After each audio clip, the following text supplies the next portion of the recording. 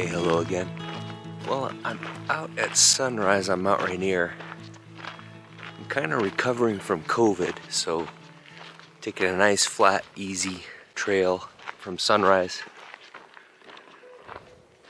Even though I was vaccinated, I still caught, I think it's the latest Omicron strain. I hadn't got a booster recently, so unfortunately I got sick, and I got pretty sick even though I was vaccinated. So if you haven't got your booster yet, I recommend it. I'm out for a little easy hike. It's the first day of fall today. Beautiful, cool, sunny weather. Wanted to get up here into the national park before it closes for the winter.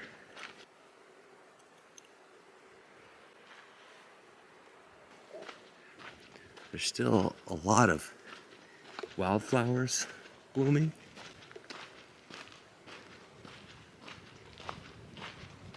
There's a lot of rock showing on Mount Rainier right now. A lot of the snow has melted. Glaciers are all still there, but a lot of the rock is exposed now, being late summer, early fall. I'm just taking this service road from Sunrise.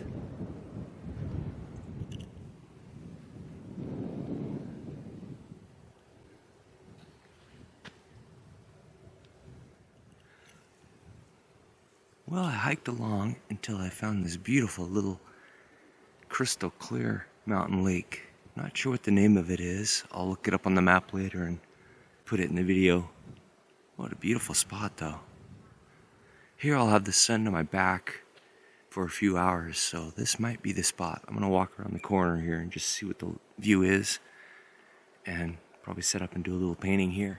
As always, feel free to use footage from my videos. Use scenes you capture to do your own paintings. I don't mind at all. All I ask is that if you post it, just tag me so I can see your work. Here's the scene I'm thinking of painting. I'm gonna go with a landscape horizontal orientation. I like this band of really brilliant green, sap green water getting lit by the sun. I like the streaks of shadow from these pine trees coming across the water. I think I can kind of bump up the electric blue I'm seeing in the ripples. Where the water is rippling, it's actually reflecting the blue of the sky. So you've got a deep, warm green shadow in the water, and then where it's tipped up, it's just a little lighter value and really beautiful electric blue. So I want to play with that. And I like how warm this near sand is underwater. Nice white sandy bank here, so there's nice contrast in the dark of the trees. What I want to do is maybe bump up the value of this beautiful old trunk, make it show up just a little bit more against the dark of the pines. That's really a pretty effect there too, where the wind is sweeping across the water and stirring up more ripples, reflecting that beautiful sky blue. I think I'll want to maybe tone down this distant bank of trees, get it to set back further so that these trees come forward a little bit. I'll play with the composition on my iPhone, and then as I'm doing the initial sketch and the turpentine wash, I'll do a little bit of a no-tan with the diluted colors just to try to set the composition, find something that looks interesting in big abstract shapes. Here you can see me setting up my gear. It takes me about 5 minutes. I really love this setup. Lightweight carbon fiber tripod holds my mast, which holds the panel, and also holds my Prolific Painter easel, which has or pochade box, which has a glass palette. I really like the glass palette for oils. I mix a lot with a palette knife, and I just tear up the plexiglass or acrylic palettes. One pro tip is to bungee things down. Bungee your panel down, bungee your terps jar down, just in case you trip on the easel or a wind gust comes up, you're a little less likely to spill stuff. Another tip is to grab a little cheap handheld palette so you have a little extra space for your mixed colors. You can set aside some nice mixed colors and paint from there and still have a little bit of mixing space. Here I'm going with an 11 by 14 inch Gorilla Painter oil primed linen panel. Nice lightweight, inexpensive panel. I've got my Terps jar out. It's nice and cool today. There's a nice breeze, so I don't have to worry about the fumes from the Terps making me kind of dizzy. Once I finish with the turpentine wash, I'll put the cap on the Terps jar and get the gamps all out. Now I like having a nice clean palette. I can't paint where I have old paint gunked up, built up on the palette. I've got to start clean. I kind of go by that Richard Schmidt advice that whatever is on your palette ends up on your painting. So if you have a mess of old crusty paint on your palette, you're likely to get that old muddy crusty paint on your painting.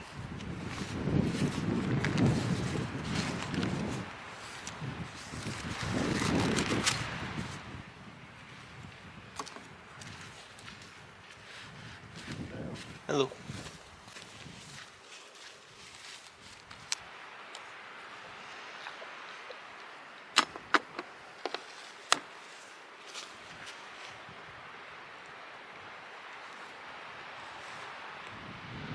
Got my normal colors out. Ivory black, Rembrandt cold gray, titanium white, cerulean blue, ultramarine blue, sap green, burnt umber, burnt sienna, alizarin crimson, cad red, cad yellow, gamelin radiant lemon, yellow ochre. You can see I've got way more paint out than I think I'll need. I don't like to stop and get more out, so I always put out big generous piles of paint.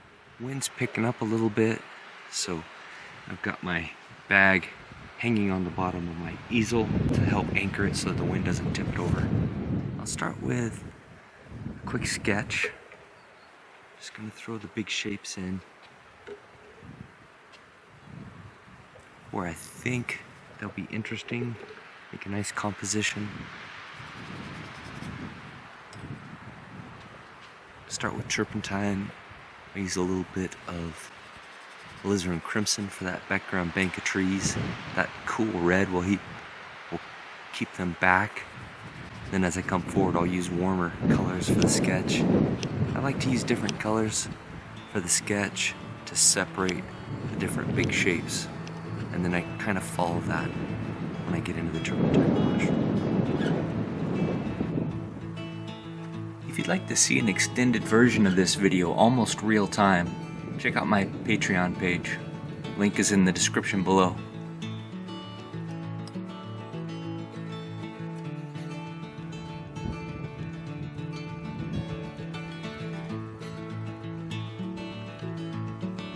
During the turpentine wash phase, I'm adding diluted oil paint and then taking it away with a brush or paper towel, trying to make an interesting abstract composition. This composition is a T, with the vertical bar being those dominant foreground pine trees and the horizontal bar being that glowing green water where the sun is hitting the water.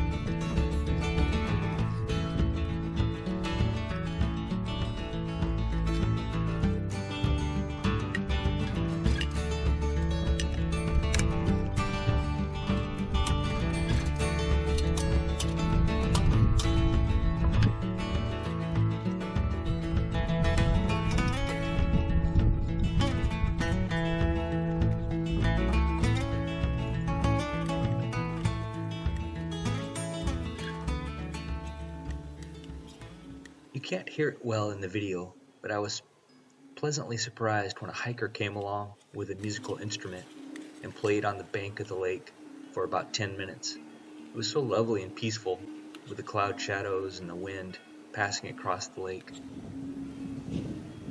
Let me know if you recognize this instrument.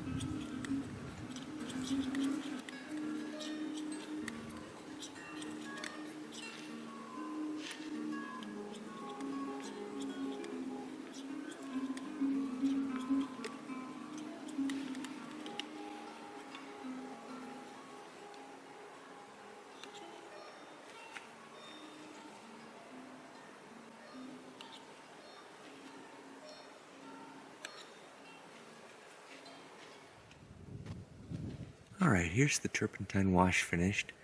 Set up a nice dark, big shape for these foreground trees. Nice big light shape for the foreground beach.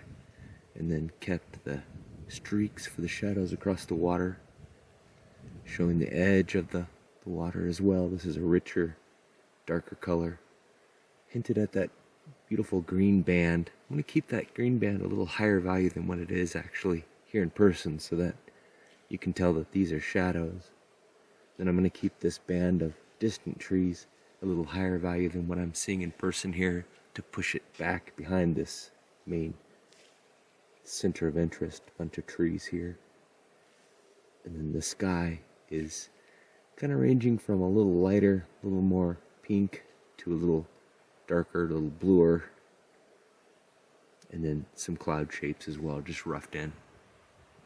Try to match those colors that I hinted at in the turpentine wash as I mix the colors, and go a little darker, a little richer with the final colors. Get some colors mixed up here. I tried to minimize the number of pools of color, but I still ended up with quite a bit. I've got some blues for the sky, a little bluer, a little pinker, some gray pinks for the clouds.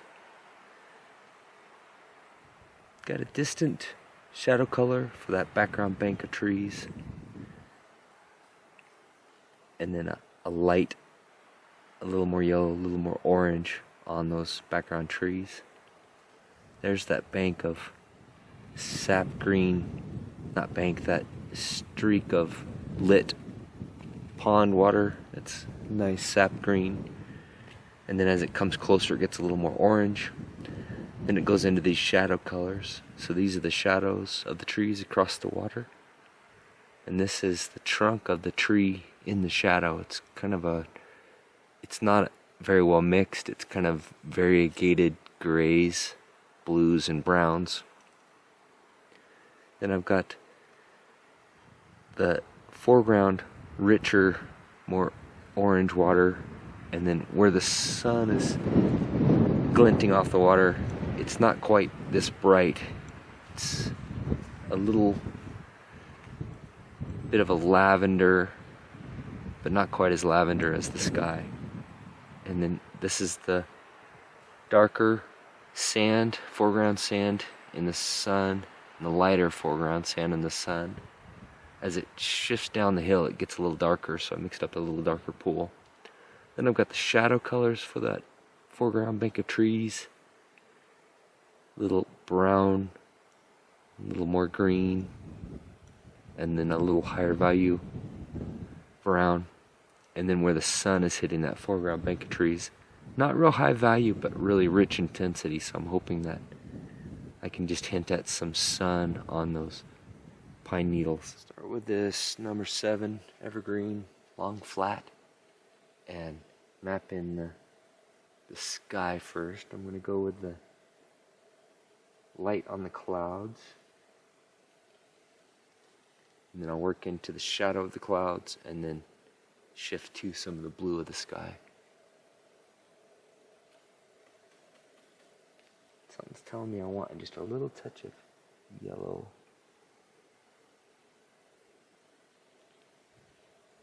I'm staying in the sun. It's not quite direct sun, but I'm just staying in the sun so that I have sun on my panel and sun on my palette. That way I can compare colors pretty easily. It's also keeping me warm. This wind in the shade is pretty cool, so I'm trying to stay in the sun to stay warm.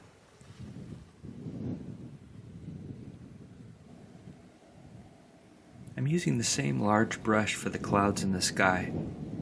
I'm using mostly vertical strokes because paintings are usually lit from the top. A lot of horizontal strokes toward the top of the painting can cause glare.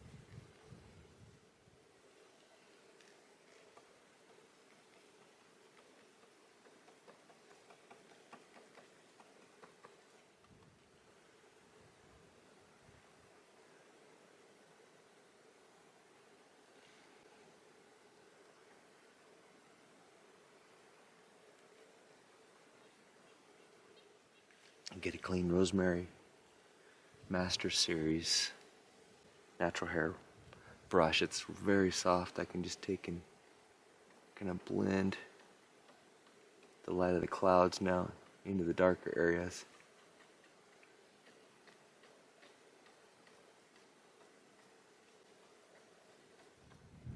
I can suggest some of the tree branches and shapes just by random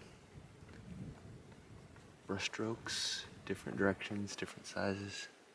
Okay, that's good enough, I think, for the sky and the clouds.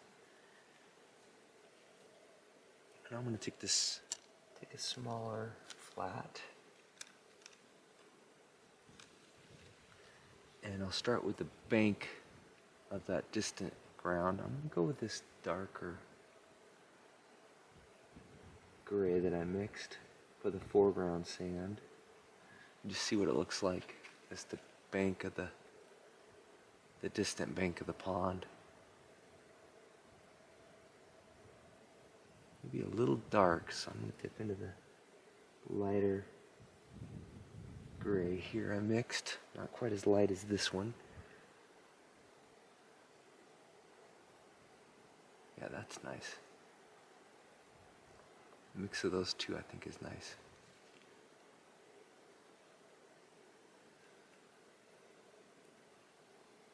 I can let it get a little lighter.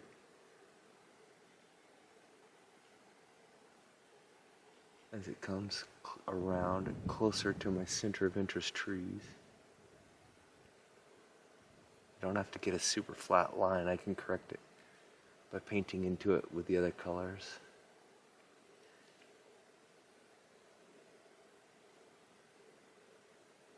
Just gently suggest some boulders on that distant bank.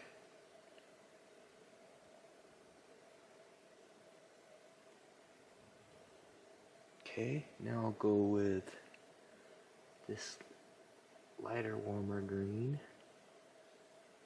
Gray it down just a little bit. The scrubby brush. The light has changed now, so this scrubby brush is catching light where it wasn't before. I think I like it. I'm gonna go ahead and use it. Shift it a little cooler and grayer too as it comes up under the trees. Just painting real thin because I don't want to completely cover the wash I put down initially. Add a little bit more and grab another larger evergreen flat. I'll paint in the light on these background trees.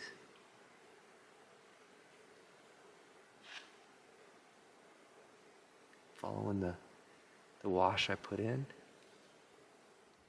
Don't want this background to be detailed at all, so I just want to rough in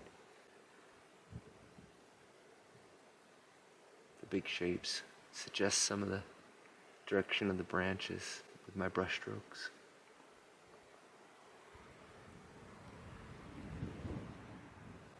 I can let it get a little grayer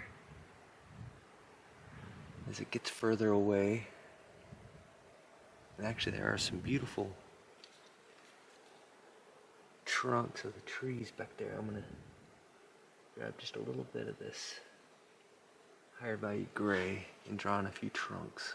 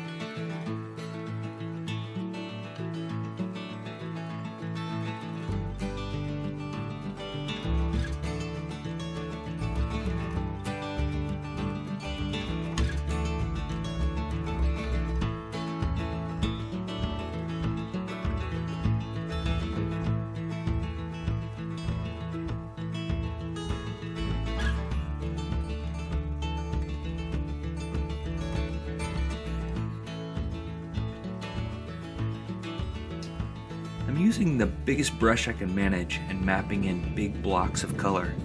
I'm not thinking about the blocks of color as objects. For instance, I'm not thinking about that background bright green horizontal stripe as a pool of water. I'm trying to think about it as just a band of color and mapping it in. I do think a little bit about the direction of the brushwork. For instance, the water is mostly horizontal because the water is so flat.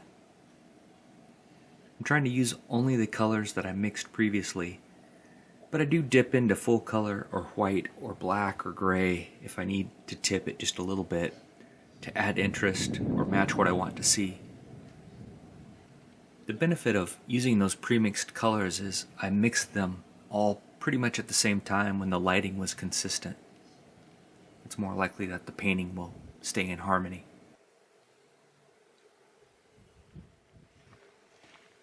That's beautiful. Oh, thanks. It's coming.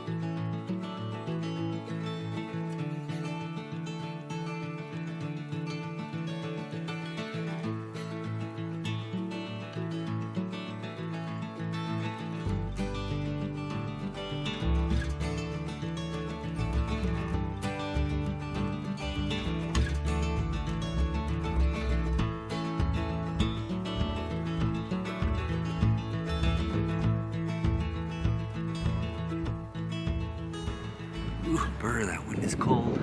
Clouds are coming in and blocking the sun. So now I've got the foreground, sand, the beach mapped in real rough and loose.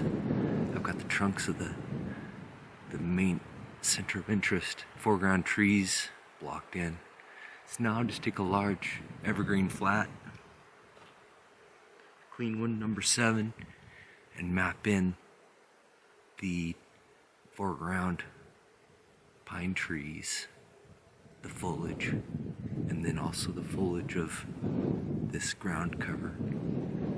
I think I'll go in with the light first. Maybe I'll use the brush I used for the sky for that first, and then I'll surround that with the shadow colors.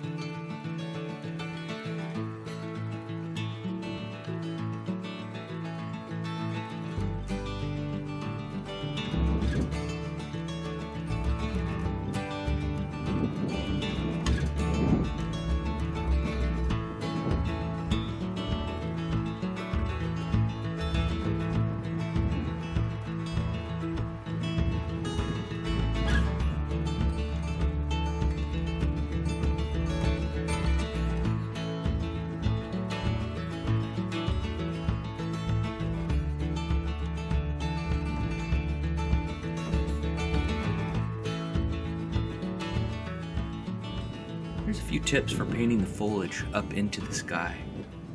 Leave some space in the sky.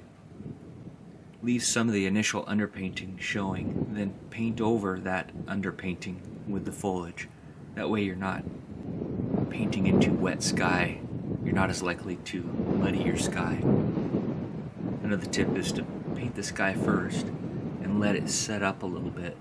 Let it dry just a little before you paint the foreground foliage, like I did in this painting. That way you can get a little harder edge with the foreground foliage, and it won't blend as much into the sky.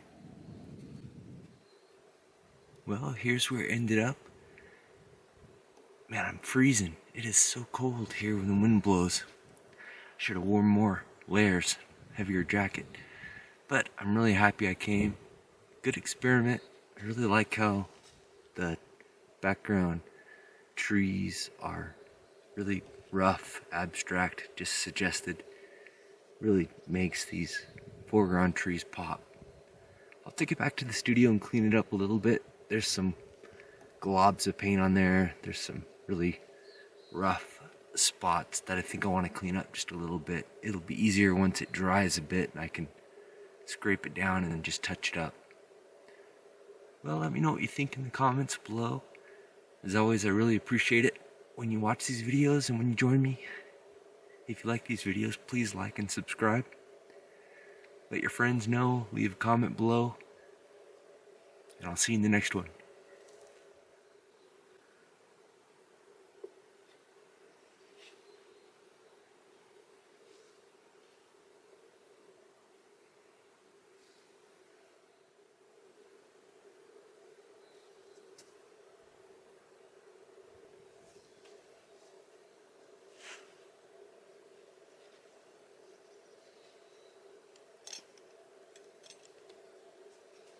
If you'd like to support the channel, please visit my website. I sell these little plein air pieces at a reasonable price because I consider them practice.